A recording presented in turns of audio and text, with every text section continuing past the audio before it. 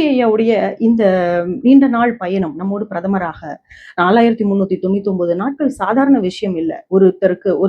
ஒருத்தரை நம்பி நம்ம வாக்களிக்கிறோம் அப்படின்னா, ஒரு மாற்றத்திற்காக இந்த தடவ அவருக்கு நம்ம ஓட்டு போடலாம் அப்படின்னு நம்ம நினைப்போம். ஆனா திரும்ப திரும்ப அவரையே தேர்வு செஞ்சிருக்கோம் ஒரு பாரத பிரதமராக அப்படின்னா, கண்டிப்பாக அவர் குடுத்த நல்ல திட்டங்கள் தான்.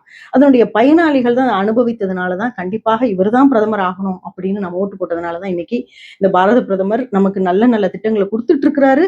அவரு நம்மோடு பிரதமராக பயணித்துக் கொண்டிருக்கிறார். எவ்வளவு திட்டங்கள்! வீட்டுக்கு வீடு தண்ணி வேணும்.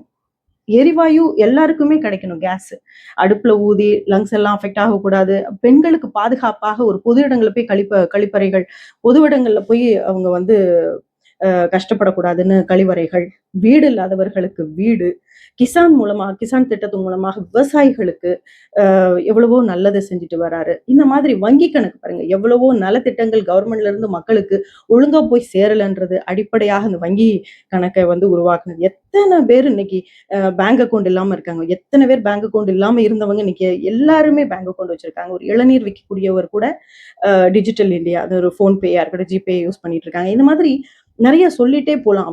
அவர் கொண்டு வந்த நலத்திட்டங்கள் 1, 2 கிடையாது. நிறைய பயனாளிகள். இப்ப இந்தியாவுடைய வளர்ச்சி அப்படின்னு பார்த்தோம்னா, G20 இருக்கட்டும், சந்திராயன் 3 இருக்கட்டும், உலக பொருளாதாரத்திலே 5வது நாடாக ஒரு உயர்ந்த நிலையை கொண்டு போயிருக்காரு அப்படின்னா, அது மோடியே தான் முழு காரணம். அது மட்டும் இல்ல, உலக நாடுகள்லயே வந்து ஒரு தகுதிமிக்க ஒரு கூட்டாளி நாடாக இன்னைக்கு நம்ம இடம் பிடிச்சிருக்கோம் அப்படின்னா, அதற்கு முழுக்க காரணம் மோடி ஐயா. இப்படி பல நலத்திட்டங்களை மக்களுக்கு அள்ளி கொடுத்த மோடி ஐயா மீண்டும் பிரதமர் ஆகணும். அது அது கண்டிப்பாக நடக்கும். ஆனாலும் இப்படிப்பட்ட நலத்திட்டங்களை நம்ம முழுமையாக பயன்படுத்திக்கணும். இப்படிப்பட்ட பிரதமர் நம்மளுக்கு கிடைச்சிருக்காங்கன்னா அது மிகப்பெரிய பாக்கியம் அப்படின்னு தான் சொல்லணும். சப்கா சாத், சப்கா விகாஸ், சப்கா விஸ்வாஸ், சப்கா பிரயாஸ். அவருடைய இந்த கனவு 2047ல இந்தியா வந்து ஒரு பாரத தேசம் ஒரு மிகப்பெரிய வளர்ச்சி மிகுந்த நாடாக மாத்தணும்ன்ற அவருடைய கனவு நினைவாகணும். நம்ம வேண்டிக்கலாம். அவரோட சேர்ந்து நாம பயணிக்கக்கூடிய இந்த நாட்கள், பயணிக்க போற நாட்கள் ஒரு வெற்றிகரமான நாட்களாக இருக்கணும்.